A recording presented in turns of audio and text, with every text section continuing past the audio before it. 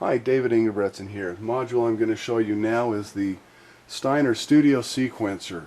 This is the second generation sequencer, and unfortunately was not very well documented. The basic schematic was for the first generation, and then Nyle had added and designed some extra circuitry on little pieces of paper that he had still in the folder. So when he and I were doing this, we incorporated all that extra circuitry into the diagram itself, so that it would be fully documented and available for anybody who wanted to reproduce it. This sequencer is fundamentally, let me get it going here, an 8-step sequencer. It outputs a series of DC voltages, and you can see right now we've got a little stair-step pattern going on the oscilloscope up there.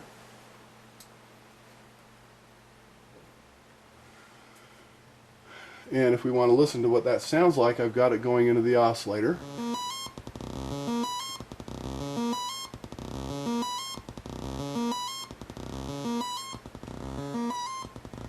And the overall gain, and hence the frequency of the oscillator, can be adjusted from this output control.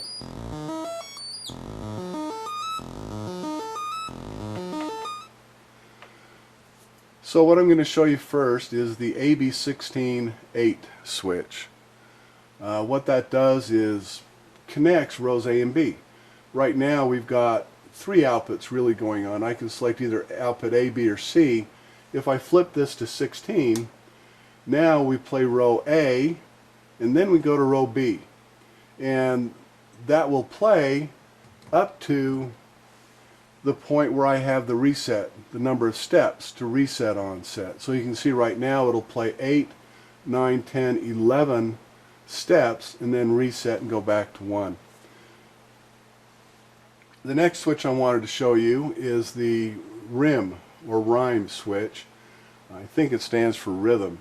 When I flip that up, row C controls the rate of the clock. And so you can see I can have slow or fast clocks, and you can hear what that sounds like.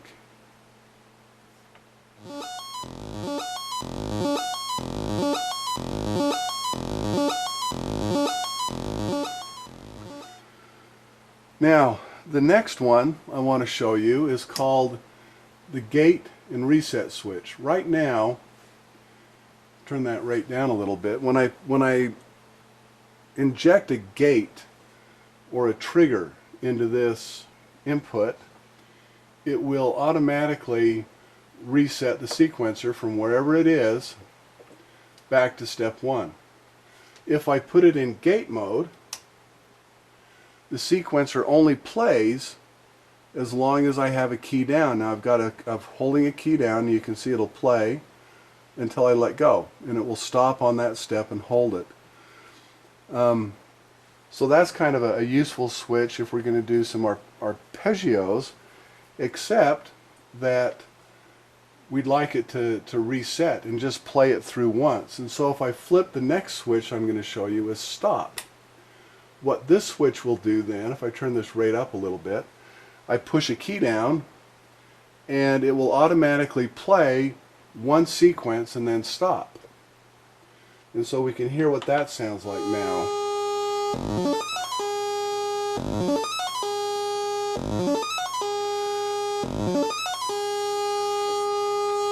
Now that's nice and a little bit useful, but what would be more useful is if it stayed in a melodic or musical relationship to the keyboard.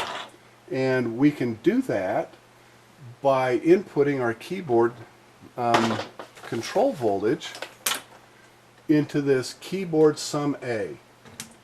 What that will now do is sum the output of the control voltage on the keyboard with the output of A. And so now when I play,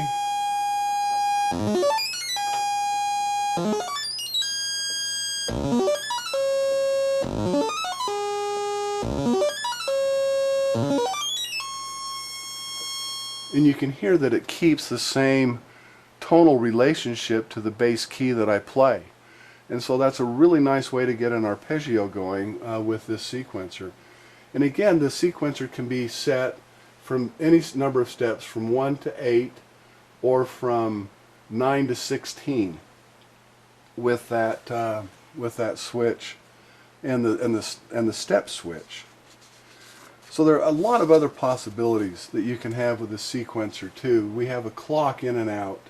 We have a trigger output from each step. So on each individual step you can trigger. And if you're using this in its original form with S triggers, you can just run any combination of these into a multiple, and you won't have any danger of burning anything out. You get an OR gate essentially, and so when any of these triggers, it can set up an event on an envelope generator or on some other voltage control that you want to control.